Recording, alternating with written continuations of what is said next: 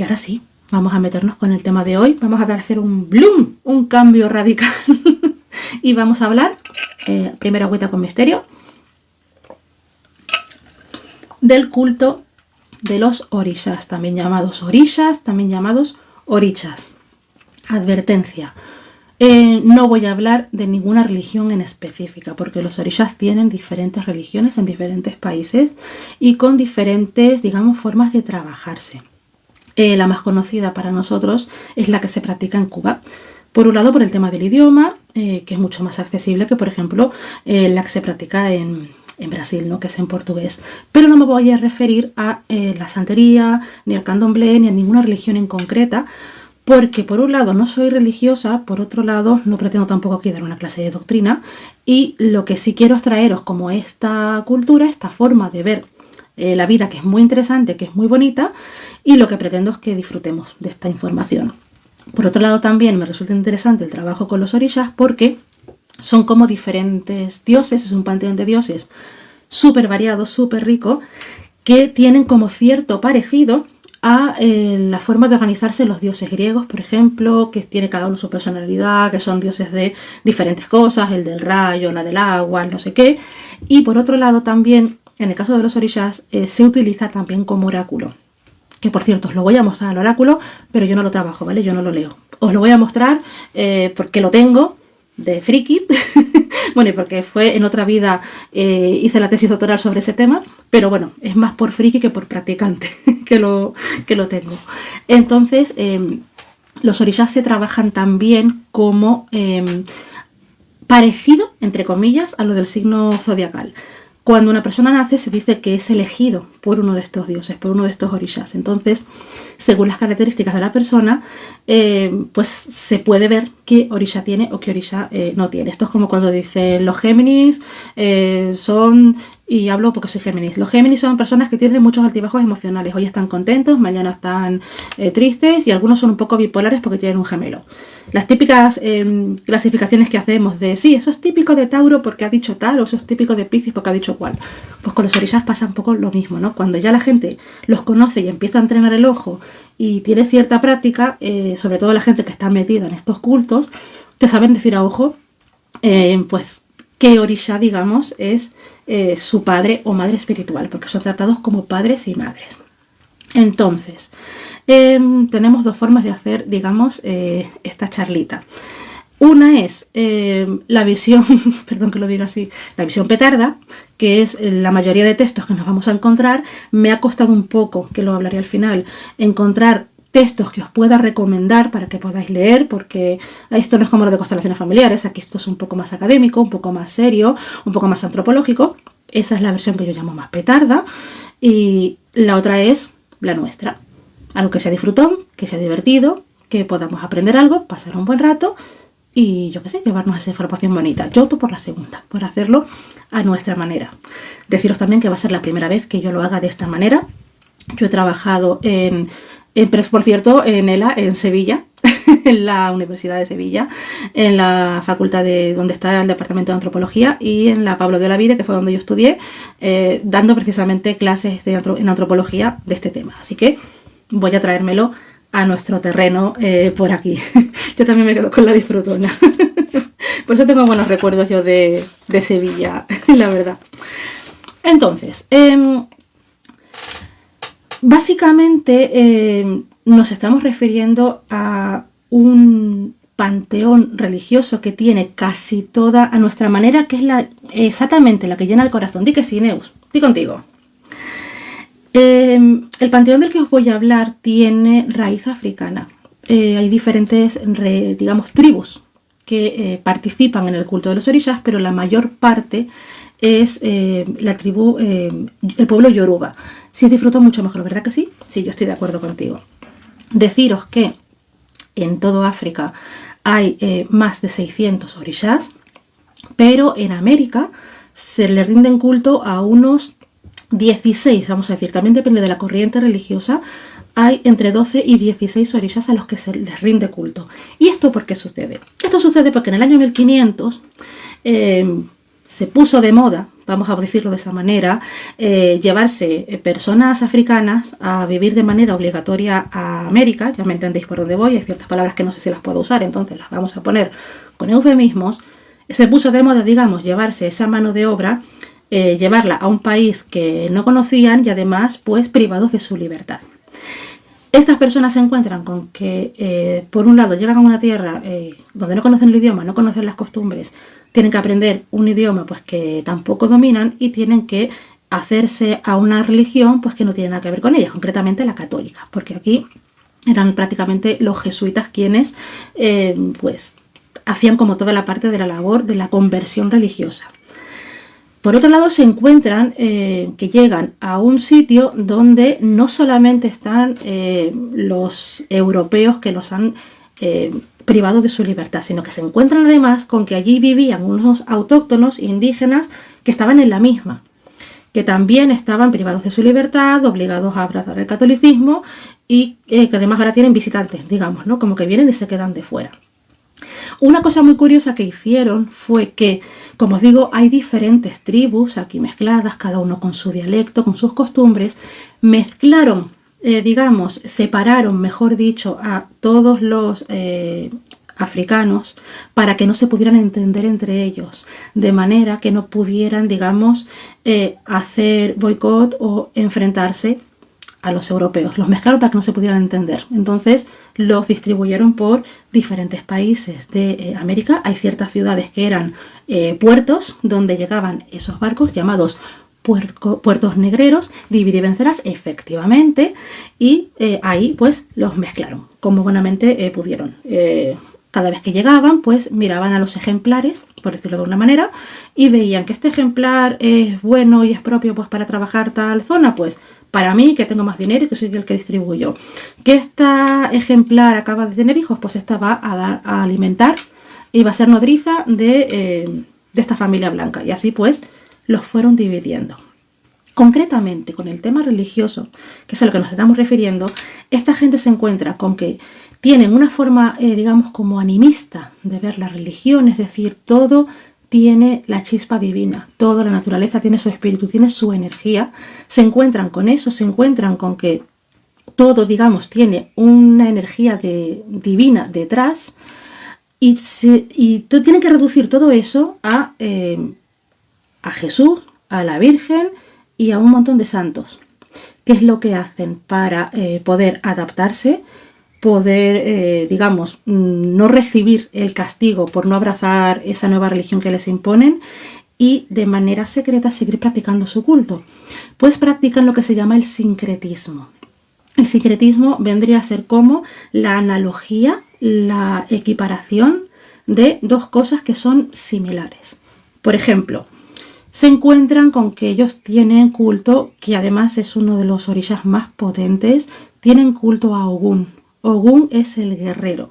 Ogún, además, yo creo, por lo que yo he estado viendo, que de todas las religiones que tienen orishas o similares, por ejemplo, podrían ser los loas en vudú, Ogún es el único que yo creo que conserva el mismo nombre, porque a lo mejor en vudú a Erzuli la llaman en santería Yemayá, por ejemplo, pero yo creo que Ogún es el único que conserva el mismo nombre. Pues ellos tienen un guerrero que es Ogún, que ya luego os hablaré un poquito más de él.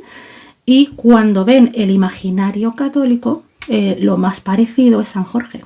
Entonces, cada vez que ellos rinden culto a Ogún, pues lo llaman San Jorge, para que no tener problemas, por decirlo así. De hecho, a día de hoy, el 23 de abril, que es el día de San Jorge y es el día del libro, es el día de Ogún también, que yo puse una story, por cierto, en mi Instagram. Entonces, a partir del sincretismo, pueden de alguna manera seguir rindiendo culto a sus dioses y disimular, por decirlo de alguna forma, para no tener problemas, podríamos decir. Eso por un lado. Por otro lado, se encuentran con que tienen que adaptar toda esa... Es curioso que sea San Jorge. Pues la verdad es que sí. Ya no sé si me quieres contar por qué lo ves curioso, pero sí que lo es. Se encuentran con que, claro, si tú viajas de buenas a primera, privado de tu libertad, no te vas a llevar, si te llevas 4 cosas, lo indispensable, te vas a llevar pues el kit de supervivencia, pero no te vas a llevar todas las herramientas del culto a todos los orishas que practicas. Entonces no pueden viajar 600 orishas a América. Por eso viajan entre 12 y 16, porque algunos lo que hacen es fusionarse. Si hay 5, 6, 10 diosas orishas del mar, la reducen a una o a dos, a Yemanyá y a Nana Baruqué, pero no tienen a Oduduwa y no tienen a muchas otras que también son orishas del agua. Entonces muchos lo que hacen es que te hagan su función y la mezclan, las fusionan para que sea como más práctico hacer el culto. Exactamente, Ogún es el guerrero y San Jorge lucha contra el dragón, efectivamente, y lo toman ellos como metáfora, ¿no? El dragón dentro de estas religiones vendría a representar pues los enemigos con los que se puede encontrar un religioso y contra quien lucha Ogún, porque Ogún es quien defiende a los religiosos. Entonces, tienen que reducir el percal porque es que no nos podemos llevar a toda esta gente y rendirles culto a todos a la vez. Entonces por eso es que se reduce tanto. Pero luego se encuentran con que los indios tienen también su propia religiosidad, tienen sus propias costumbres y además son los que conocen el terreno, son los que conocen las hierbas. Por eso los cultos, aunque se llamen afro-brasileños o afroamericanos, tienen una raíz indígena que es impresionante. Yo voy a hablar solamente de los orishas, que son los que tienen origen africano. Pero hay otras religiones que surgieron después en América que tienen culto a los orishas, pero una parte importante también indígena. Ya tienen incluso sus propios dioses o entidades religiosas indígenas, que de eso hablaremos otro día, porque si no, no terminamos y yo quiero que esta noche nos vayamos a dormir todos a una hora prudente después de cenar. Entonces, básicamente lo que hacen los indígenas es enseñarles a los africanos la tierra, las hierbas que hay que adaptar las hierbas que trabajan para cada orisha, porque los orishas tienen cada uno sus hierbas, hay que adaptarlas para que puedan mantener el culto. Entonces, algunas hierbas son comunes y otras no, pues porque son de la zona. Entonces nos encontramos realmente con que no son cultos africanos puros, son cultos afro-indo-americanos en realidad. Depende de la corriente religiosa en la que nos metamos, nos vamos a encontrar una parte más africana o una parte más indígena o más mezclado. Por ejemplo, la santería y el candomblé son religiones más africanas, más con culto a los orishas, tratando de recuperar toda la parte africana. Cultos, por ejemplo, como el Catimbó o Xurema son más indígenas, que de hecho tienen también inspiración con el espiritismo, porque además tienen una parte mediúmnica importante estos cultos. Y luego hay un culto que es la Umbanda, que es lo que se dice la religión oficial, entre comillas, en Brasil, que tiene también culto en países de habla hispana como Uruguay o Argentina, y creo que parte de Paraguay también, que aquí se mezcla un poco todo. Está como, tiene una parte indígena muy muy fuerte, pero en realidad está todo como mezclado, y de hecho la Umbanda mezcla también de otras religiones diferentes. Entonces realmente son religiones que nacen en América a partir de lo que ya esta gente traía, de lo que fueron aprendiendo, de lo que tuvieron que adaptar y de lo que hay. Es un tema interesante, la verdad es que sí. Es cierto que todo esto se fue llevando de tapadillo.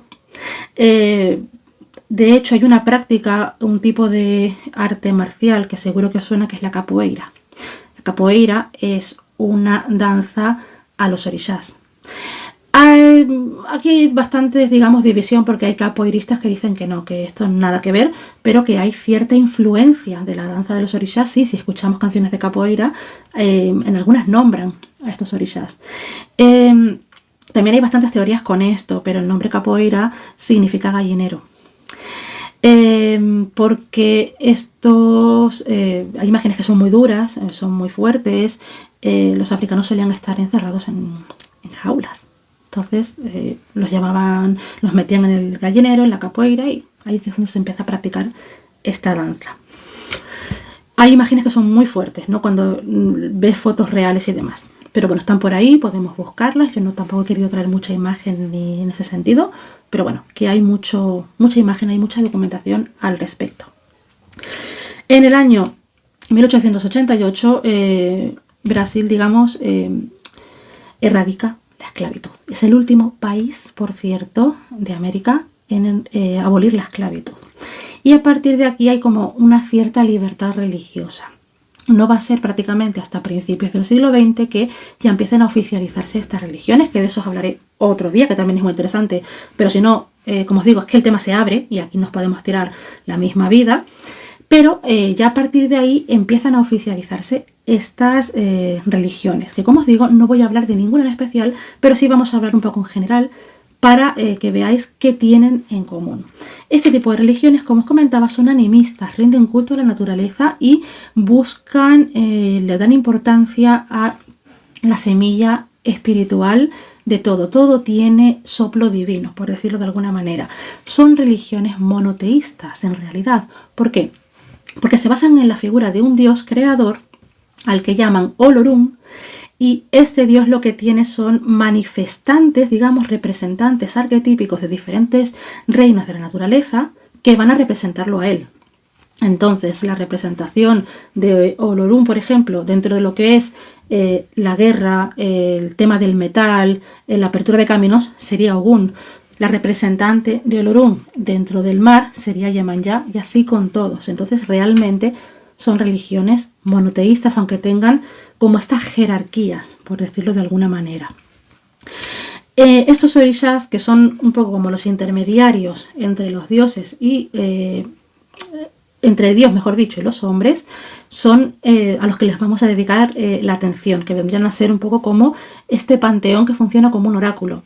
Y otro día, porque si no nos pegamos un tiro, os hablaré del culto de Umbanda, porque la Umbanda lo que hace es crear otro panteón espiritual que está entre los orishas y los hombres. ¿Cómo se accede a los orishas y en este caso a estos intermediarios que están en la Umbanda, de los que no voy a hablaros hoy? Con los orishas se accede de dos maneras. Una va a ser el oráculo, que os lo muestro luego, y la otra va a ser mediante la mediumnidad. Son cultos mediúmnicos. Entonces, prácticamente los religiosos digamos como que desarrollan su mediumnidad. Con la mediumnidad en estos cultos hay como diferentes grados y diferentes formas de realizarla. La mediumnidad no tiene por qué ser necesariamente no me gusta esta palabra, es la que se usa, a mí no me gusta, que es la posesión. Me parece espantosa. Yo la voy a cambiar y luego os digo por cuál. No siempre es el tema de la posesión. Por ejemplo, la mediumnidad también se practica con el toque de tambor. ¿Por qué? Porque los orishas son llamados con el toque del tambor. El tambor representa el latido de la tierra. Entonces, cuando se toca el tambor, se está llamando a los espíritus. Os comenté por encima, sin entrar en detalles, que uno de los rituales, incorporación, efectivamente es uno de los nombres que recibe Kuki, así es. Sobre todo en Umbanda, la incorporación. Ahora vamos a hablar de eso. Cuando os hablé del ritual de los ancestros, os comenté en un momento así como por encima, el latido de la tierra, así es, Nela. Os comenté por encima que había un ritual de llamado a los ancestros que era con el toque del tambor, ¿no? Que yo luego con el tambor chamánico, porque de alguna manera se está despertando a los dioses, despertando esa energía ancestral. Son dioses con, digamos, con una presencia ancestral como muy importante. Entonces, el tambor es un tipo de sacerdocio dentro de estas religiones. Y a la hora de tocar el tambor, que hay una preparación que también es de años, la persona que se pone a tocarlos, el Ogan, que es como se llama el que toca el tambor, entra en trance. Entonces, también es un tipo de mediumnidad. La cocina tiene una parte súper importante y es apasionante. El tema de la cocina de los orishas. También hay un sacerdocio que es femenino, que se practica en la cocina, y también hay momentos de trance. Y luego está la mediumnidad un poco más tradicional, que es la de recibir al espíritu, recibir a la entidad. Como nos han comentado antes, la incorporación es la más conocida, que es la que se practica en la Umbanda. En la incorporación, la entidad, el espíritu, lo que hace es entrar en el cuerpo de la persona, pero la persona no pierde la conciencia. Se queda como medio adormilado. Y lo que hace es como ceder el 80% de la parte activa a esa energía, pero la persona sigue, digamos, como consciente. Antes de la incorporación está la irradiación, en la que la entidad del espíritu se pega, es como que se te pega a la espalda. Entonces muchas veces la sensación es de estar como encostado, de tengo a alguien detrás, como si te estuviera como abrazando. Y luego está la palabra esa espantosa de posesión, que yo la voy a cambiar por ocupación. porque en realidad, y esto lo hacen solo los orishas, ocupan a la persona. Es decir, la persona entra en trance total. La persona es como que, entre comillas, se duerme, y quien se mueve, quien ocupa toda la energía del cuerpo de la persona es el orisha.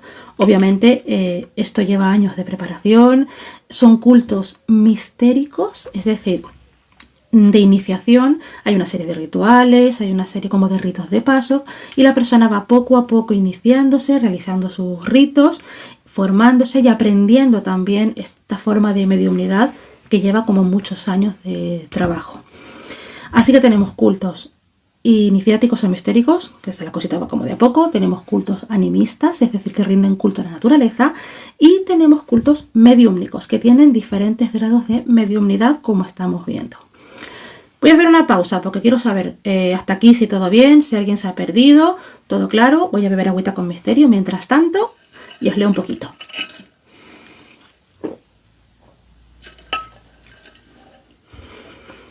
¿Qué tal? ¿Cómo estamos?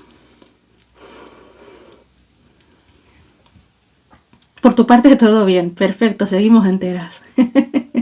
Eso está bien. Todo bien, Martiquita, muy bien. Me alegro mucho. Es muy interesante, la verdad es que sí, es un tema que da para muchísimo. Todo claro, dice Nela, me alegro. Súper interesante. Tengo entendido que las músicas también tienen que dar ritos. Solamente ellos pueden tocar en los ritos. Los músicos, bueno, en realidad aquí depende, porque es verdad que a la hora práctica muchas veces los templos que se llaman terreiros son pequeños, y si hay uno que más o menos sabe aporrear el tambor, pues venga tú mismo, ¿no? Pero cuando ya estamos hablando de cultos, a lo mejor pues sitios más grandes, o en el candomblé se dice mucho, es como que el orisha te elige. Tú sientes la llamada de que tu camino del sacerdocio es a través del tambor, así como se siente la llamada del sacerdocio a través de la cocina o de otras áreas. Entonces, en realidad es como, ellos sienten como que te eligen. Pero también puede ser algo vocacional, que tú digas, no, a mí lo que me gusta es la percusión, me gusta el toque de tambor, me gusta la parte del canto, que el canto es muy importante también, porque hay cantos tipo mantras, que no son mantras, es un toque con un poquito más, eso, más movido, más alegre. Los orishas llegan bailando, hay mucho baile también, entonces es como tú lo sientas en realidad, pero normalmente se dice que te eligen y que tú te das cuenta de que te han elegido. Ahora te llegó la invitación al live a buenas horas, ¿no, Blanca? Estaba con retraso, yo creo que estaba incorporado, estaba en trance. ¡Ay, Jenny, muchas gracias! ¡Ay, qué bonito! Buenas tardes, Jenny, bienvenida. Me alegro que te encante, Nela. Qué interesante, dice Cookie. En la santería es diferente, se necesita una ceremonia para poder tocar el aña. Fíjate, Cookie, qué interesante, qué curioso. Yo no sé realmente, por ejemplo, en el culto de Batuque me parece que no, que es lo que se practica en el sur de Brasil. En candomblé no lo sé, Cookie, pero es muy posible que sí, porque es verdad que el candomblé y la santería tienen muchas cosas en común. Pero me resulta muy interesante lo que nos cuentas, Cookie. Lo gracioso es que me ha llegado 2 veces, o sea que tenías que entrar sí o sí, ¿no? Ayer estuve con náuseas. ¡Uy, Jenny! Bueno, cualquier cosita tú ya sabes que me puedes escribir y me cuentas lo que sea. Espero que ahora estés mejor. Se me ocurre, y perdón que haga este inciso a todo el mundo, Jenny, quizás se me viene para ti infusión de manzanilla y hierba luisa. Yo creo que eso aquí te puede asentar con lo que estuvimos hablando. Dice Silvia que vio Orfeo Negro y te gustó mucho. Tenía mucho baile y la historia es bonita. Te llama mucho la atención. Ahora estoy contigo, Silvi. Practicas santería, Cookie. Pues todo lo que quieras aportar, entonces, más que bienvenido. De Orfeo Negro, por ejemplo, es muy interesante porque la religión que se practica en Orfeo Negro es Umbanda, que es la religión por excelencia de Río de Janeiro. Entonces, realmente la parte de la ceremonia es un culto de Umbanda, pero pasa algo parecido a lo que os comenté en mi otra yo con las constelaciones familiares, que se hace un poco cinematográfico para que la gente pues sepa, digamos que tenga corriente con el hilo argumental. Pero de Orfeo Negro podemos hablar en otro directo porque es una historia súper interesante. Me alegro mucho que estés mejor, Jenny. ¡Qué bueno! Bueno, pues vamos a hablar ahora de los protagonistas. Ahora que os he puesto un poco en contexto. Oscuro, gracias Nela, tienes toda la razón, es verdad. Que lo he visto hasta en directos que venden ropa, que usan la palabra oscuro. Gracias, lo tenemos en cuenta. Eso, que es complejo todo esto. Estoy tratando de simplificarlo y sintetizarlo para que más o menos nos quedemos con las cositas importantes. Así que cualquier duda que tengáis, cualquier cosa con la que os perdáis, me paráis, me preguntáis y yo rebobino y os contesto, ¿vale? O sea, que no os dé cosa ni os dé historia, porque esto es denso, pero lo estamos haciendo a nuestra manera. Entonces, yo no voy a hablaros de todos los orishas porque, como os digo, si no necesitaríamos pues muchas horas de directo. Y lo dicho, quiero que cada una cene en su casa tranquila y se vaya a dormir a una hora prudente. Entonces, los orishas lo que tienen de interesante, de curioso, es que son como arquetipos, con sus personalidades, con sus historias. Tienen un toque parecido a los dioses griegos porque tienen hasta su carácter. También tienen sus puntos débiles, sus puntos fuertes. En cierto modo, vienen a ser como alter egos nuestros. No son dioses perfectos. Entonces eso también los hace como un poquito más cercanos, un poquito más humanos. Sabéis que tengo dos tarots de los orishas, uno que me gusta mucho y otro pues que no me gusta. Ya está, no lo puedo seguir negando, no me gusta. Así que del que me gusta os he traído algunas cartitas y de paso también enlazamos esto un poquito con tarot. Entonces os voy a presentar algunos de los orishas por encimita y ya luego os voy a mostrar el oráculo. Entonces, el primer orisha que os voy a presentar, las que estoy haciendo el curso de tarot os van a sonar porque es la baraja que estoy presentando junto con Marsella, Rider-Waite-Smith, y luego ya sabéis que traigo algunas así como variadas, pero esta me parece la de los orishas, ya después de los vídeos que llevamos va a ser una de las fijas. Me parece que sí. Entonces, el primero que seguro que os suena a las que estáis haciendo el curso es este de aquí. Este orisha es el Abre Caminos. Según la religión tiene varios nombres, pero nosotros lo vamos a llamar Eshu. En santería esta carta sería el Ewa, porque Eshu en este caso sería el arcano 15. Entonces aquí tenemos como a la figura que abre caminos. Eshu es al que siempre hay que ponerle una vela, una ofrenda o pedirle permiso para hacer un ritual. Si Eshu no abre la puerta, aquí no se hace ritual. En algunas religiones incluso, antes de hacer un rito, antes de hacer un culto, antes de hacer cualquier cosa. Hola Leo, ¿qué tal? Bienvenida, ponte cómoda. Si por ejemplo se va a hacer un ritual o lo que sea y se hace una ofrenda o se le pregunta a Eshu y Eshu dice que no, no se hace nada porque por algo dice que no. Entonces esta figura es la abrecaminos. Se le hacen ofrendas en la calle, es un orisha que te saca de apuros cuando estás a lo mejor muy estancado, necesitas una respuesta como muy rápida, se le suele pedir a él. No todos los orishas tienen hijos religiosos, es decir, así como os decía que cuando tú naces un orisha te elige, no todos tienen hijos religiosos. Normalmente el Ewa sí, pero Shu como tal, esta figura no tiene hijos religiosos. Esta sería una de las que figuran. Otra de las que figuran, que ya también os la he nombrado, es Ogun, que es el guerrero del que os hablaba antes. Ogun es también abre caminos, es el que nos defiende de los enemigos. Ogun es como una entidad como muy seria, una entidad como que está muy enfocada en la defensa. Por ejemplo, en algunos negocios, algunos son conscientes, otros no. Cuando ponen en la puerta del negocio, de la casa, una planta de espada de San Jorge, que también se llama, nombre espantoso por cierto, lengua de suegra, o Sansevieria, que yo creo que es un poco más correcto el Sansevieria, en realidad lo que se está poniendo es un amuleto de Ogun para que proteja ese negocio. Entonces Ogun es como protector y no permite que entren enemigos o malas energías a los espacios. Y el sincretismo de Ogun sería San Jorge, como os comentaba antes. Hola Lunita, ¿qué tal? Luego vamos a hablar también de mujeres. Tenemos a Oya o Iansa. Esta es la diosa guerrera. Es la diosa de la guerra, la diosa de la lluvia, del viento. Es una energía pues sumamente, digamos, como un torbellino. Es como muy agitada. Es también guerrera, es compañera de Ogun. aunque bueno, también vamos a mezclar un poquito esto con salseo, ¿vale? Es compañera también de Ogún en el tema de la batalla y es un carácter como muy visceral, muy energético, como muy intenso, y el sincretismo que tiene Oya es Santa Bárbara. Oya tiene acción pura y dura. Lo de Oya es así, intensa, es como muy rápida, muy intensa. Oya tiene, digamos, un romance con Ogún, entre guerreros se entiende. Cuando lleguemos al emperador, el curso de tarot, nos acordaremos de estos dos amigos, ¿no? Del emperador y la emperatriz. Pero también Oya de vez en cuando tiene así pues sus amoríos con el enemigo de Ogún.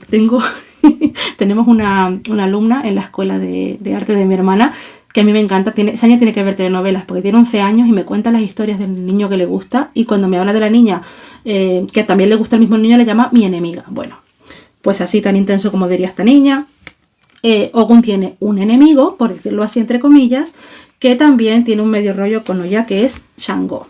Entonces Shango es el rey de los orishas. Shango es el dios del trueno, de la roca, del fuego, como nuestro círculo de fuego, ya voy recordando. Trío telenovelero. Bueno, estos protagonizan los salseos más grandes habidos y por haber. Ya luego os contaré alguna historia, pero están siempre que si te dejo, que si no te dejo, que si ahora tal, que si ahora te engaño. Entonces, por eso te digo, son como muy pasionales, ¿no? Son como muy vivenciales, y una cosa que gusta mucho es que tienen historias pues como cualquier hijo de vecino, por decirlo así. Entonces Shango es fuego, es acción, Shango es pasional, Shango es juguetón, Shango es como muy visceral. Es considerado el rey de los orishas. Entonces es muy, digamos, opuesto a Ogún. Ogún es serio, Ogún es firme, Ogún es directo. Shango es como una energía más explosiva, como más de fuego. Ogún es una energía más de espada, más de acción, más estratégica. Son como dos caracteres muy diferentes. A ver, esto de que son amigos o son enemigos, en realidad yo creo que está más enfocado a las leyendas, ¿no? Son energías a lo mejor más o menos compatibles, pero a veces pasa, que a mí, no sé si pasará también en santería, pero yo cuando he estado, por ejemplo, en cultos de estos y se baila, por ejemplo, para Ogún, los que son hijos de Shango se retiran todos y se quedan todos así, en una esquina, esperando a que termine la danza de Ogún para ir a bailar ellos. Primero como para no ofender a Shango, como que ellos están bailando la danza del enemigo, pero además se lo toman como muy a pecho, ¿no? Como un Madrid Barça, se lo toman ellos como muy a pecho. Yo creo que en realidad es algo quizás más energético, pero bueno, las leyendas están ahí. Luego tenemos, por ejemplo, a Oshoshi, que es el cazador. Nos lo he dicho, Shango, el sincretismo San Pedro, San Jerónimo. Oshoshi es el cazador, es el que trae abundancia y alimentos a la mesa. Depende del culto, a veces va solo, a veces va con otra compañera, pero es el orisha que prevé, digamos. Se suele decir también que, por ejemplo, que yo en mi casa lo tengo así y me enteré años después que eso pues tenía un significado. Cuando si tienes un patio, pones fruta en el patio, de alguna manera estás poniendo inconscientemente una ofrenda para él, para que nunca falte el alimento en tu casa. Es también compañero de Ogún porque es guerrero, pero su especialidad es traer alimentos y abundancia a los espacios, y su sincretismo es San Sebastián. Luego tenemos a Oba, que Oba es otra diosa relacionada con la justicia como Shango, pero ya está más relacionada con la injusticia. Es la diosa un poco como de las causas perdidas o de las situaciones que son como muy complicadas. Ella es como que resuelve también un poco lo que los demás no quieren resolver. Es una entidad que no tiene tanta fuerza, tanta presencia, no es tan famosa, digamos, como Iemanjá o como Yansá, por ejemplo, pero que también tiene como una presencia importante. Si os fijáis, no se ve muy claro, pero se está tapando una oreja. Creo recordar que en algún directo he comentado algo, pero nos vamos a quedar con lo de la oreja hasta que aparezca Oshun, y ahí vais a ver las historietas que se trae esta gente. Luego tenemos a Osaña, que Osaña es el médico. El médico que... San Judas Tadeo. ¿Ah, sí? Ay, no lo sabía, Martiquita. Ay, gracias. Pues mira, no lo sabía. Yo tenía entendido también que Oba es Santa Catalina, si no me equivoco. Yo lo de San Judas Tadeo, no sé si te refieres a Osaña, con San Judas Tadeo. Cuéntame, porque no lo sabía. Osaña es el médico, como os comentaba, y trabaja con hierbas. Oshoshi también trabaja con hierbas. Oshoshi es este guerrero que vimos antes, que es el de la caza y la pesca. Abogado de cosas imposibles. ¡Ah! Entiendo, entiendo. Uy. Vale. Ah, vale. Creo que estoy mostrando algo. Voy a mostraros las cartas muy por encima, porque me parece que no puedo mostrar. Me parece que a lo mejor tienen copyright o algo así. Así que os las muestro muy por encima y sigo de largo. Osaña. Osaña es el médico, como se estaba comentando, y trabaja con hierbas. Entonces, siempre que hay que hacer algún trabajito de sanación o lo que sea, se recurre a él. Luego tenemos, os lo muestro rápido, tacatán, tacatán, tiene paja por el cuerpo. Esta entidad se llama Omulu, que es el de las pestes, las epidemias y el que cura, digamos, enfermedades complicadas o sana situaciones en las que hay como mucha tristeza, mucho pesar, como el de las limpiezas fuertes, por decirlo así.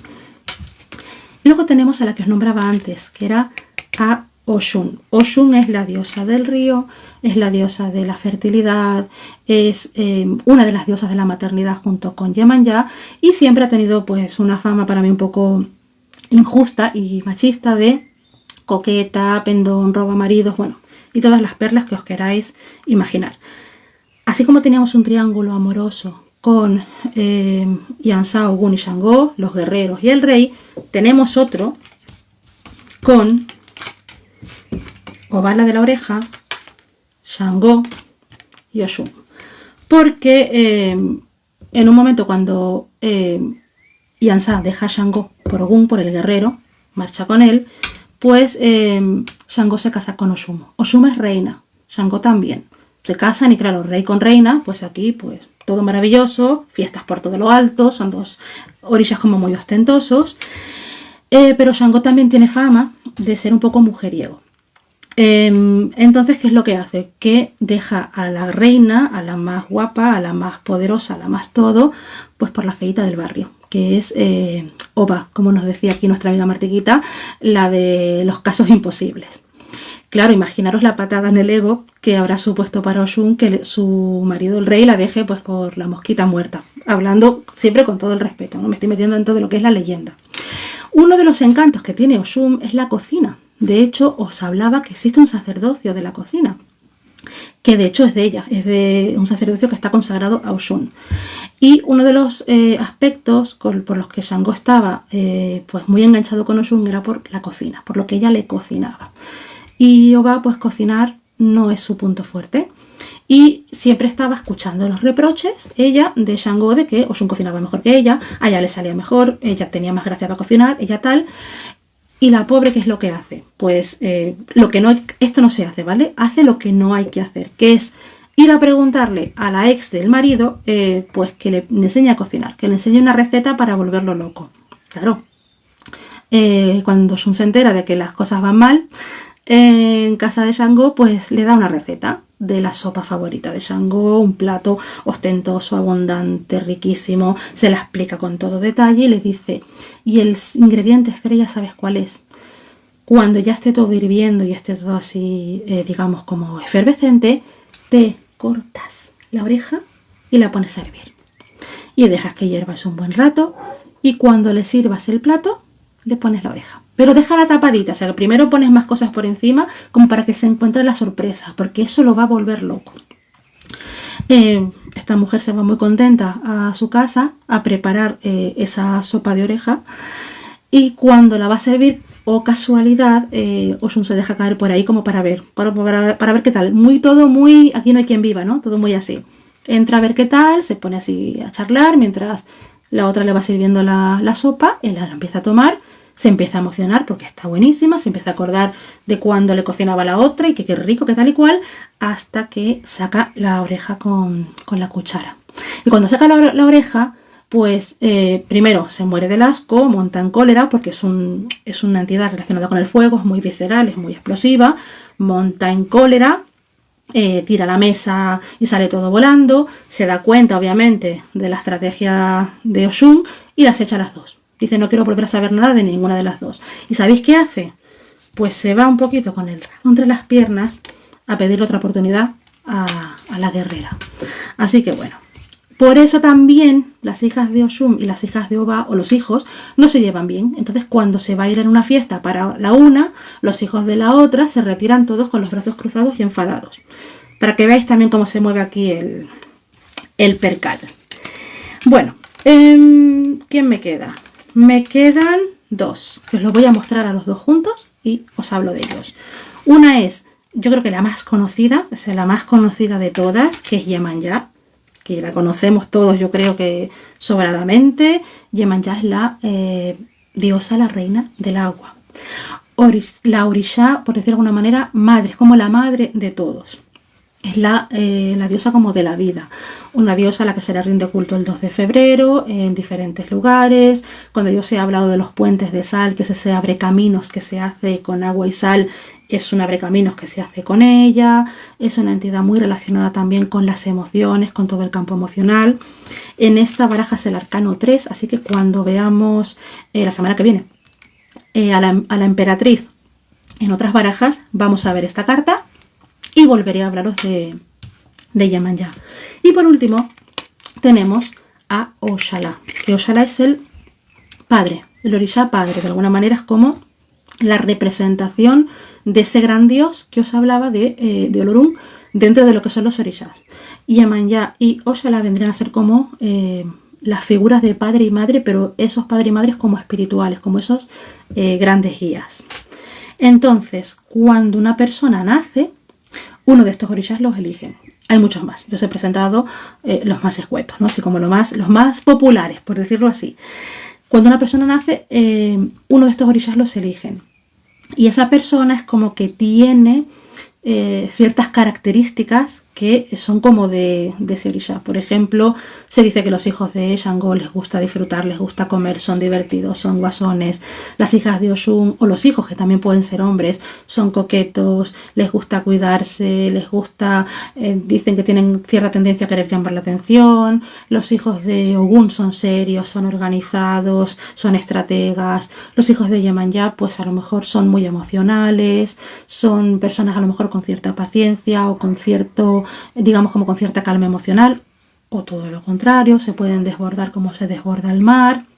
Entonces, cuando uno conoce cuál es su orisha, es como que puede empezar a resonar con él, sabe qué ofrendas le gustan, qué tipo de velas, qué rituales, y es como también una forma de conocerte, ¿no? Cuando empiezas tú a notar tus características y dices, ostras, pues sí que me parezco yo a lo que cuentan de esta entidad, sí que me parezco yo a cómo se mueve. Antes de hablar de cómo saber cuál es el orisha de cada uno, porque también tiene que ver, os voy a mostrar algo que es muy típico de los religiosos y que además se puede ver también en diferentes religiones. La santería lo tiene también, que son las guías. ¿Qué es una guía? Una guía, eso como se puede saber, enseguidísima te lo cuento, Silvia. Que yo creo, Cookie, que en santería también tenéis de estas, no sé si se llamarán igual, aquí se llaman guías o fio de contas, es decir, como un hilo con cuentas, ¿no? Que se llaman en Brasil. Una guía es un collar que representa a un orisha. Entonces, normalmente, cuando tú eres hijo de un orisha, pues sueles tener tu collarcito con los colores, digamos, de tu orisha. Esto, por ejemplo, es una guía L-Ques, lo llamamos nosotros. L-Ques. Ah, pues mira, no lo sabía. Estoy aprendiendo mucho contigo, Cookie. Eso me gusta.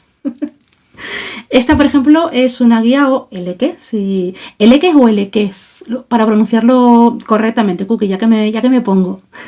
Esta es de Yemanya, por ejemplo, básica, celeste. Decir también que no en todas las religiones tienen los mismos colores. Estas que yo traigo son de Umbanda Batuque. No todas tienen siempre los mismos colores, pero más o menos suelen compartir. L-Que es uno, L-Que es en plural. Ay, gracias, Cookie. Me alegro. El aprendizaje es mutuo. Qué bien, qué bien. Pues esta, por ejemplo, es una guía básica, normalita de Yemanya. También es verdad que cuanto más complejas sean estos collares, más cuentas tengan o más grandes, también es una forma de decir que la persona tiene más rango. Porque esto, como os digo, son religiones en las que uno va haciendo rituales y va subiendo la graduación, con lo cual, cuantos más grandes sean los collares, más rango tiene la persona. Tengo, por ejemplo, también aquí otra que está un poco más chiquitita, pero que también es interesante, blanca y roja.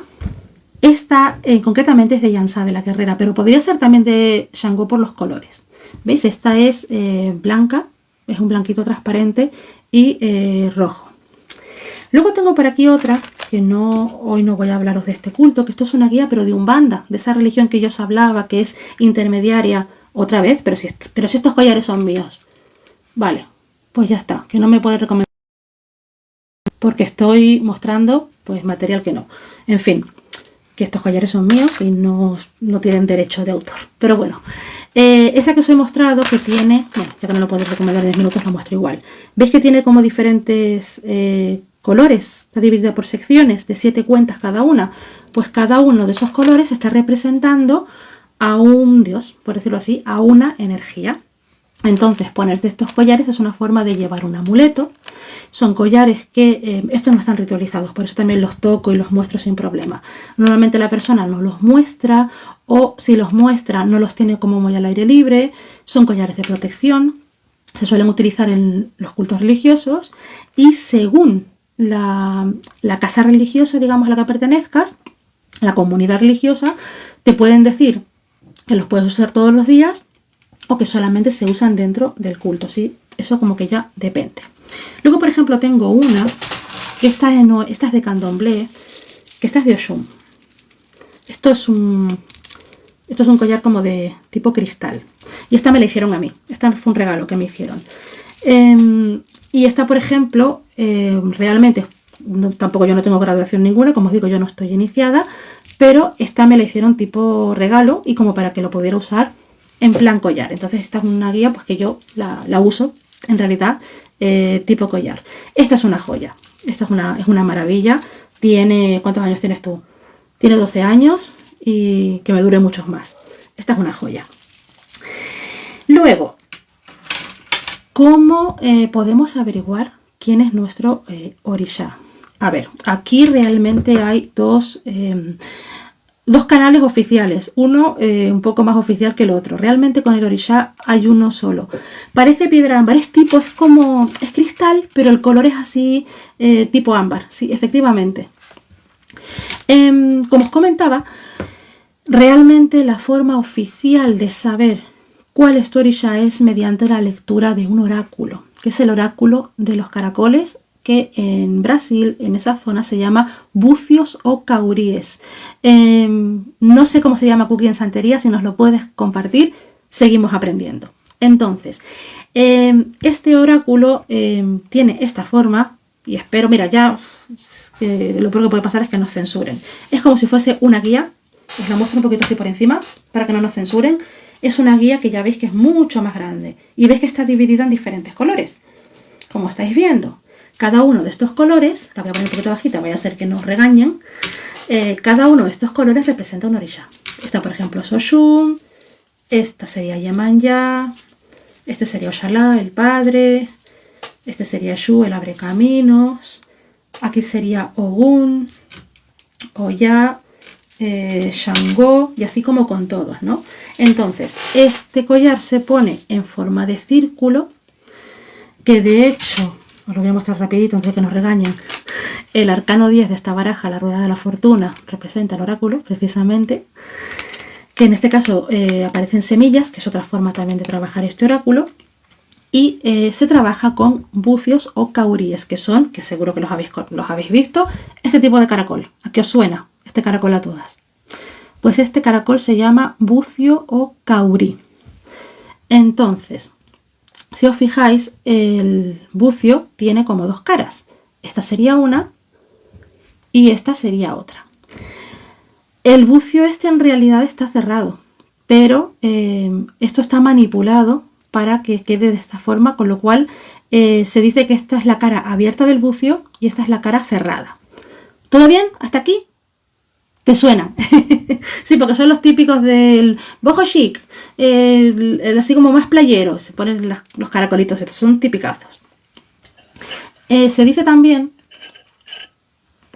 que los caracoles en general, genial, me alegro, Nela, que los caracoles en general son oídos de los dioses. Por eso se utilizan en este oráculo, porque los caracoles, digamos, son los oídos de los dioses. No se utilizan estos concretamente, sino que se utilizan estos que son un poquito más pequeñitos. Para otra vez pones marca propia y no te regañan. Uy, eso me lo tienes que explicar, Nela. Eso me lo tienes que explicar, para que no nos regañen. Sí, eso me ha gustado, Nela, para que me lo expliques.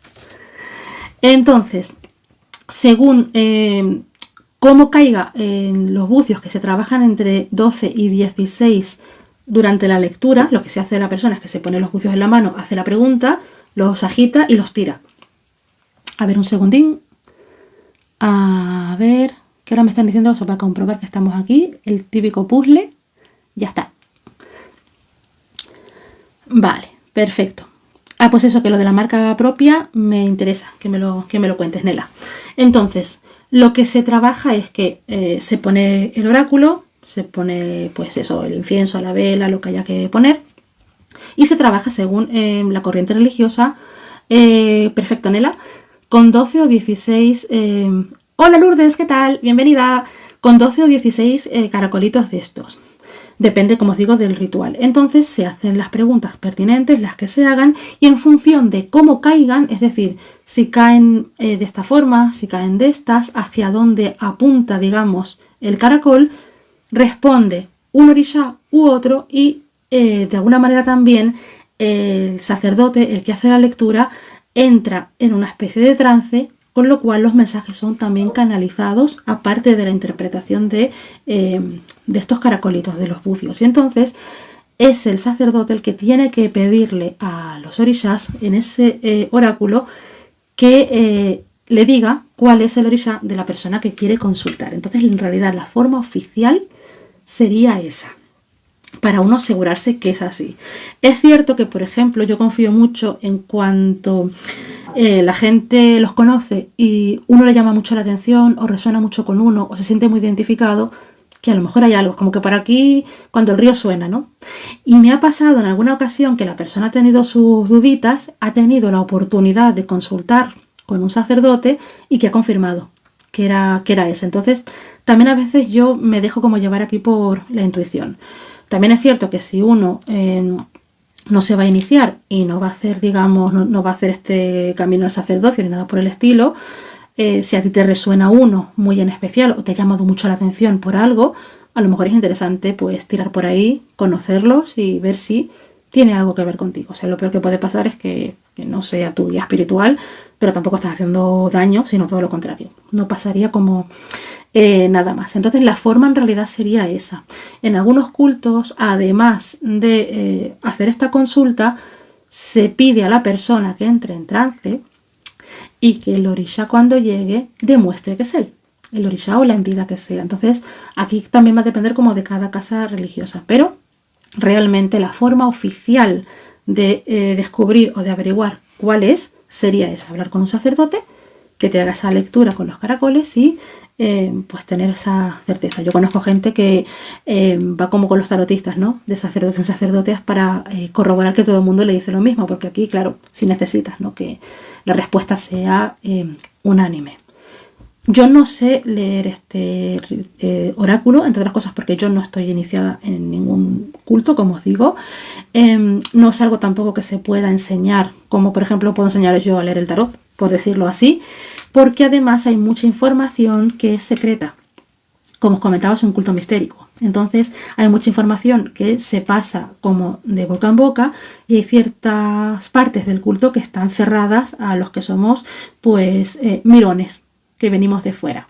Entonces cuando venimos de fuera como mirones nos dejan ver o llegar hasta cierto punto, pero hay ciertas prácticas, cierto vocabulario, ciertas costumbres, ciertos platos a los que no nos dejan ni acercarnos a oler. Entonces la idea es que la persona se va adentrando y va aprendiendo a medida que va, digamos, entre comillas, ¿vale?, pasándose fases, es decir, haciendo sus prácticas religiosas, va ganando, digamos, como herramientas de trabajo, por decirlo así. Es lógico, sí, la verdad es que sí. Va ganando diferentes herramientas de trabajo y la última herramienta que gana, una vez que ya recibe el sacerdocio, es este oráculo y el aprendizaje, obviamente, del oráculo, el aprender a usarlos.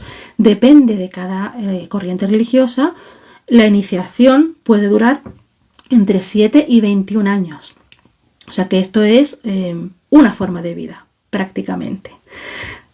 Aquí, a lo que yo os puedo invitar más o menos para ver si alguno te resuena un poco más o te llega un poco más, es si los conocéis, los estudiáis, los miráis, si algunos llama un poquito más la atención, es posible que tenga algo que ver con vosotros. ¡Ay, gracias, Isayala! Me alegro mucho de verte, por cierto.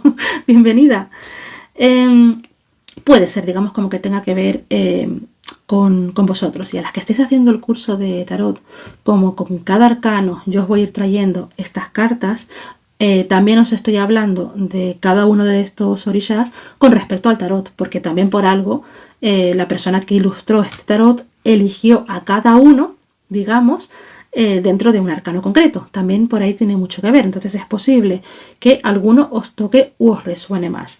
Como ya sabéis, en ese curso los 2 últimos vídeos de cada arcano están dedicados a ese arcano en otras barajas y luego la parte de reflexión, las preguntas que tú te puedes hacer que tienen que ver con el arcano.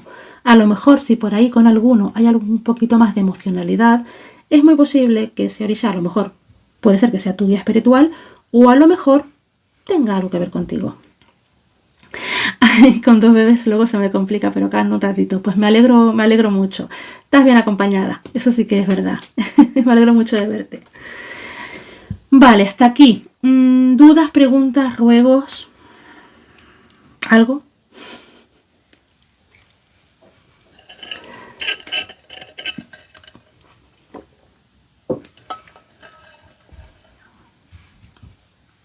¿Todo el mundo bien? ¿Todo el mundo sano, entero? ¿Tienen unas formas de vestirse concretas? Normalmente van de blanco. Normalmente la vestimenta es color blanco. También se cubren la cabeza con tipos de turbantes. En algunas corrientes religiosas cambian los colores. En el culto de Kimbanda, por ejemplo, que tampoco voy a entrar en él, suelen vestir de rojo y de negro. Pero normalmente se visten de blanco. Es como el color como por respeto y un tema de luz también. No, porque yo conozco a alguien que echa las caracolas. ¿A qué te refieres, Lourdes? Sobre los puentes de sal, aunque no estemos iniciadas o rindamos culto, ¿se pueden hacer igual? Sí, en realidad sí, porque el tema del puente de sal es un abrecaminos. Entonces, realmente, cuando yo, por ejemplo, os lo he enseñado, no os he dicho, pues mira, esto hay que hacérselo a Yemanyá, porque en realidad tú se lo puedes hacer a Yemanyá, se lo puedes hacer a Inanna o se lo puedes hacer a la energía del mar. O sea que realmente no tienes por qué personalizarlo. Es decir, el puente de sal no es necesariamente un ritual que se haya inventado o creado solo para Yemanyá, sino como para, digamos, fluir con la energía del agua. ¿Y los orishas se visten en concreto con colores o vestimentas? Sí, tienen sus trajes típicos y luego cada uno tiene como sus colores. Depende de la corriente religiosa, pueden variar los colores, pero más o menos van todos como de una manera como muy estándar. Oshun va de amarillo, Yemanyá va de celeste, Oya va de blanco y rojo, o sea que más o menos tienen como sus vestimentas. Me alegro, Silvi. Los orishas, sí entiendo, Lourdes, lo que te refieres. O sea, que conoces a alguien que lee, digamos, las caracolas de los orishas, es decir, conoces a alguien que es santero, por lo que estoy entendiendo, ¿no? Al hablar de las caracolas de los orishas, ¿no? ¿Te refieres a eso? Vale. Perfecto, Lourdes. Sí, yo sé que tú tienes contacto con el tema de la santería. Vale, pues... ¿Y los caboclos son orishas? Los caboclos, pues mira, los caboclos en realidad son, dentro de lo que es la religión de Umbanda, que es la que está como en medio, son intermediarios entre orishas y nosotros, los seres mortales. Digamos, existen una serie de espíritus que se llaman falangeros. Ay, gracias, Patri, por la rosita. Los falangeros vendrían a ser como entidades que están todavía un poquito más cercanos a nosotros. Existe la creencia de que estos falangeros son espíritus de personas fallecidas, de esas que yo os hablaba, ¿os acordáis de los ancestros? Que yo hacía la separación entre ancestro y transgeneracional. Es decir, el transgeneracional son esas personas del sistema familiar de las que todavía quedan ecos y recuerdos. La tía Puri que del pueblo, el bisabuelo Paco de tal y cual, que tenemos todavía registros de ellos. Pero tenemos, por ejemplo, en 1500, cuando llegaron los africanos, digamos, a América, en 1500, yo tendría antepasados, pero yo no tengo el gusto de conocerlos, ¿no? Esa es la parte de los ancestros, ¿no? Los que ya no los conocemos y forman un panteón de sabiduría. Ese panteón de sabiduría dentro de las personas que vivieron esa experiencia, digamos, de llegar a América, de sentirse sometidos y demás, esos espíritus, digamos, forman un panteón particular, que es el panteón de Umbanda, que es esta religión que está dedicada específicamente a esas entidades. Es una religión que bebe del espiritismo y que tiene una parte muy importante, muy fundamental en el tema de la mediumnidad. Entonces los caboclos que tú has nombrado pertenecen a esa parte. Los caboclos en realidad vendrían a ser los indígenas, la parte de los indios. Pero realmente si tú buscas caboclo, el significado del término caboclo es la mezcla del africano con el indio. Es como cuando decimos aquí mulato, que es la mezcla de africano o persona con la piel oscura con un blanco, ¿no? Pues el caboclo es en realidad la mezcla del africano con el indio. Y de esas, digamos, de los caboclos, pues también se les rinde culto, tienen un aspecto bastante indígena, pero así como hay caboclos, también hay otras entidades que representan a las personas que estuvieron privadas de su libertad. Es como que de esa experiencia tan dura se convirtieron en ese panteón espiritual, ese panteón de ancestros, a los que también se les rinde su culto, también se les toca el tambor, también se usan collares para ellos, también se visten de blanco para ellos. Es otra religión, pero es totalmente compatible con cualquier religión de los orishas. Hola César, ¿qué tal? 2112. Gracias chicas, que me he puesto a hablar y no me he fijado. Gracias a ti por traerlos y por la pregunta, Nikita. Muy, muy interesante. ¿Practicas Umbanda o similar, Nikita? Sí, la verdad, Nela, es que sí. Tú además que eres, que estás también como con ese tema, creo que te puede resultar interesante. La verdad es que sí. Pues sí, claro, el tema de la Umbanda, eso ya es como que ahí se abre otro mundo completamente. Hay espíritus, digamos, de caboclos, hay espíritus de africanos, hay espíritus de personitas autóctonas. La Umbanda también tiene como mucha creatividad porque se ha abierto a que se practique como en muchos sitios, ¿no? Tiene, digamos, como una raíz brasileña muy fuerte, porque de hecho los antepasados están ahí. Los santeros pueden ser de varios orishas. ¿Te refieres al santero, a la persona que, digamos, realiza el sacerdocio? En realidad, el sacerdote o la sacerdotisa de una religión de culto a los orishas tiene su propio orisha, que es su guía espiritual, pero es sacerdote de todos los cultos del orisha. Entonces es como que, aunque él sea hijo de un orisha, él puede trabajar y conoce los cultos de todo su panteón. O sea que sí, en realidad sí. Sí que puede. Y de hecho, en realidad debe. Uy, toqué. Estoy metiendo los dedos para ver si hay mensajes y estoy haciendo cosas raras. Dice Nikita, tengo curiosidad, pero aunque no encuentro con quién. Yo estoy un poco desconectada de gente porque hace mucho tiempo que me alejé como de todo esto, entonces no te puedo realmente recomendar a nadie. No sé de dónde eres, porque en función de dónde seas, puedo a lo mejor tirar del hilo con alguien que te pueda ayudar u orientar, Nikita.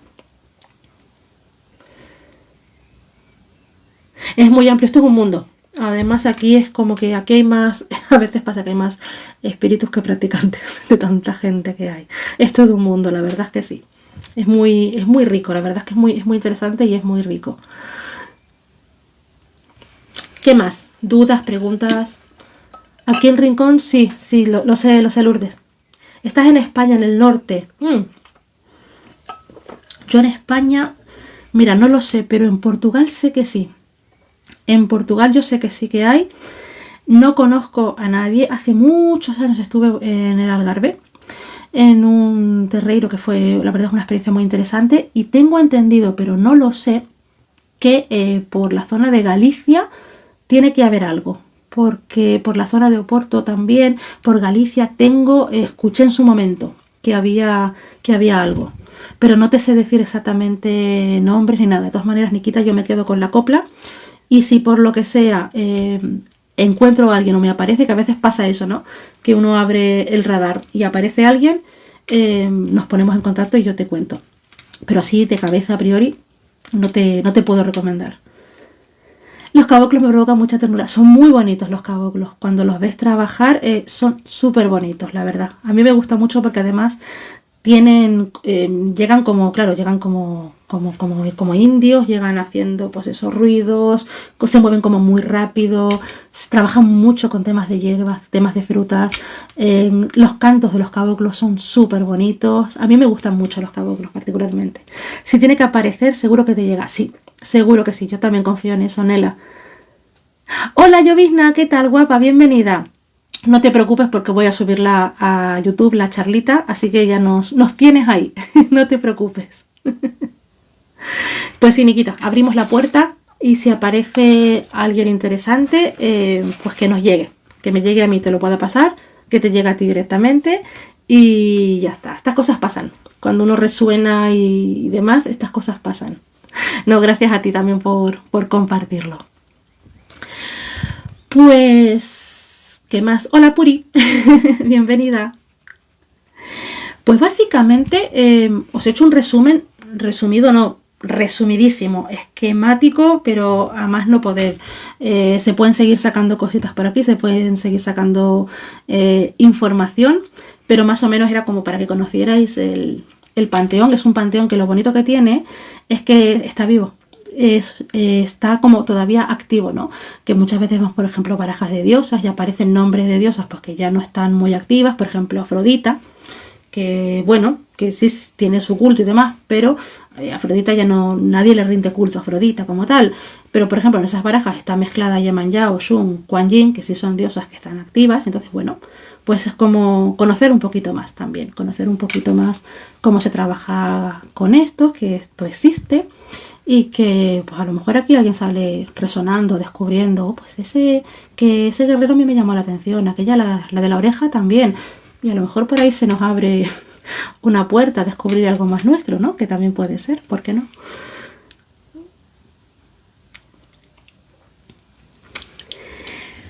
Pues creo que por mi parte, más o menos, os he compartido lo que os quería contar.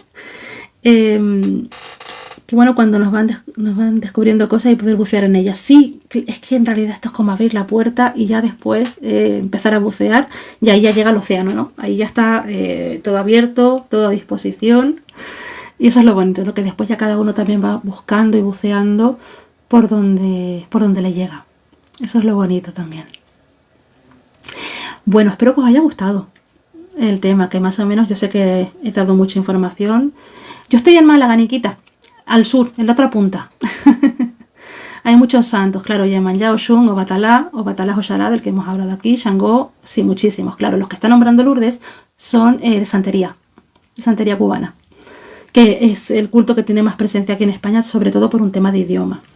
En febrero se me abrió esto con Yemanyá y me llamó la atención mucho. Algo hay ahí para ti, Silvia, seguro. ¿Tú vienes mucho a Málaga? Pues estoy por aquí. Así que cuando vengas, estoy por aquí, Nikita. Gracias a ti, Nela, también por compartir y por estar siempre presente. Pues lo dicho, que si a alguien le ha resonado algo, alguien quiere saber un poquito más de información sobre algún aspecto, quiere que le cuente un poquito más en privado o quiere que grabe algún tipo de contenido para YouTube sobre todo al respecto, vosotras me escribís, me lo decís, yo lo preparo encantadísima. Si a alguien le ha resonado, se le ha removido algo con algún orishá, como nos está comentando Silvia, y me lo quiere decir, me lo quiere comentar en privado, me lo comentáis, que a lo mejor podemos aquí descubrir que hay o que no hay, en fin. Algo podemos hacer, ideas. Así es. Gracias a ti, Silvia, también por estar. Nos vemos entonces el domingo para seguir taroteando a gusto.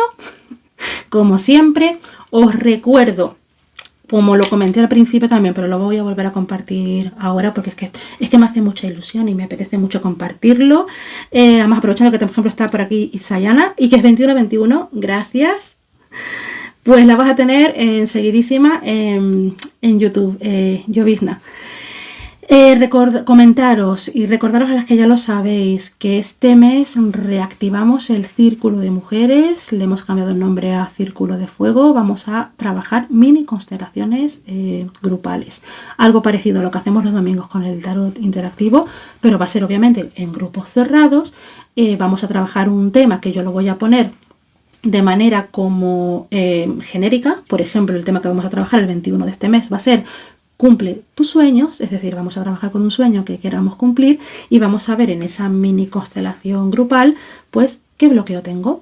No van a ser constelaciones personalizadas porque no podríamos abordar eso en ese espacio, pero sí que por lo menos esto va a ser como el principio de una solución, por decirlo de alguna manera, ¿no? Esto va a ser como la solución o el principio de una solución, que ya en una constelación eso ya es como mucho.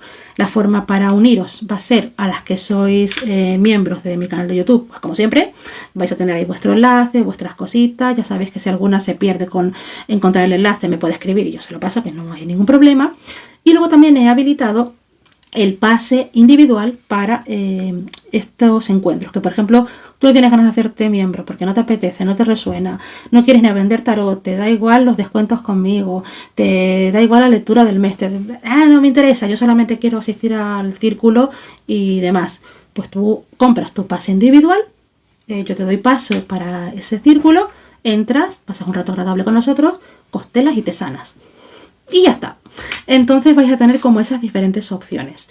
Entonces el 21 de mayo, a quienes os apetezca asistir y no sepáis cómo se hace, os queréis hacer miembros y no sabéis cómo va, queréis solamente el pase individual, me podéis escribir, yo os cuento todo. Y a quienes asistáis, traeros preparados algo que queráis constelar, algún sueño que queréis cumplir, para ver si podemos darle un buen lugar a ese miedo bloqueo que esté impidiendo que no lo estéis cumpliendo, por el motivo que sea.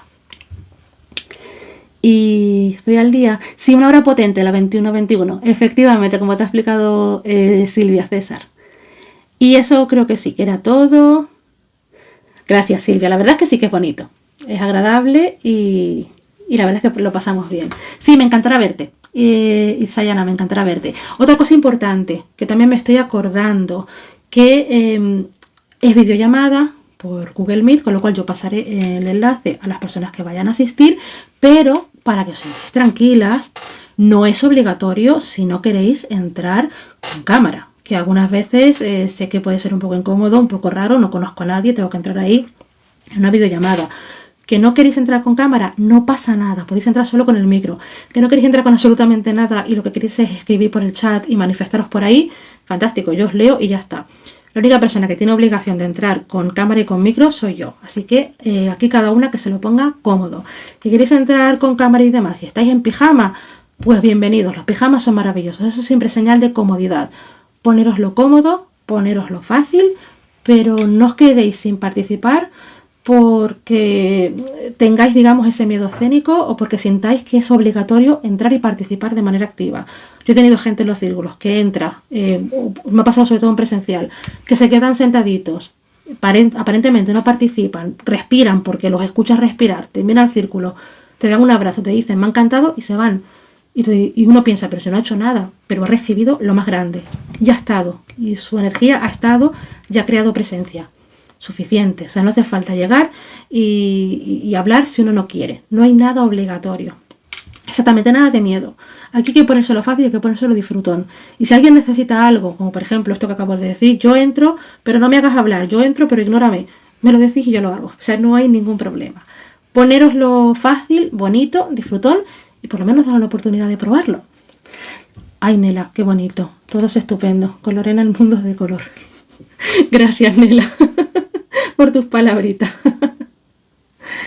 Pues gracias por empezar conmigo el mes, gracias por este ratito, gracias Nela, me ha encantado también traeros este tema, un tema que para mí es muy especial porque lo tenía aparcado un tema que fue la que iba a ser mi tesis doctoral, que luego la mandé a tomar por saco, pero bueno, era mi tema para la tesis y bueno, tuve el tema un poquito como atragantado mucho tiempo y al final es como que salía y me ha gustado traerlo pues con este rollo nuestro, ¿no? Traerlo de una manera más relajada, más disfrutona, como para pasar un buen rato y que nos nutramos.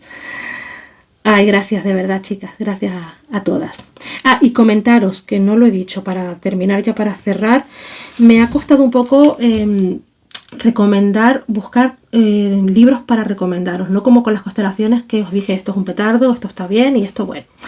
El problema que tienen los textos de estas religiones es que son muy antropológicos, tienen un enfoque demasiado académico y la verdad es que son lecturas densas. Entonces, a quienes os gustan las lecturas densas, encontrar documentación en español es complicado. La mayor parte de la documentación está, salvo en santería, en lo que es Umbanda, Candomblé, Batuque, todo esto que hemos hablado, está en portugués y hay mucha información también en francés, porque la Universidad de la Sorbona ha hecho mucha investigación al respecto. Entonces, 3 autores en español que podéis leer. El más ligero, el que lo hace más ameno y además tiene un montonazo de artículos gratuitos en internet, es Alejandro Frigerio, que es argentino. Luego tenemos a Fernando Llobelina, que es un poquito denso, la verdad, tiene una lectura un poquito densa, era mi director de tesis, y de él os voy a recomendar un libro que no es el más conocido, pero que es muy interesante. Eu falo portugués. Tiene un libro que es muy interesante que se llama Diarios de la India, que a él le molestaba mucho porque se lo ponían en el apartado de agencia de viajes, pero en realidad el nombre completo, que lo tengo aquí, es Diarios de la India, experiencia de campo con una hechicera brasileña. Este es un diario que él creó el tiempo que estuvo en un templo, viviendo en un templo de una sacerdotisa a la que llamaban la India, que de hecho tenía mucha relación con el tema de los caboclos. Y entonces él lo que hace es como un diario donde va contando los rituales que ella hace y va de alguna manera mostrando cómo es esa religión de manera práctica. Ese es el libro de él que yo más os recomiendo.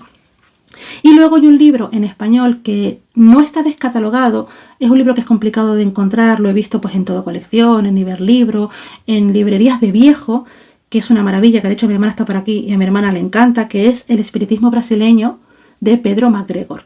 De todos los libros, que yo creo incluido el de Diarios de la India, yo os recomiendo ese, el de Pedro MacGregor. Sí, ¿verdad, Patri?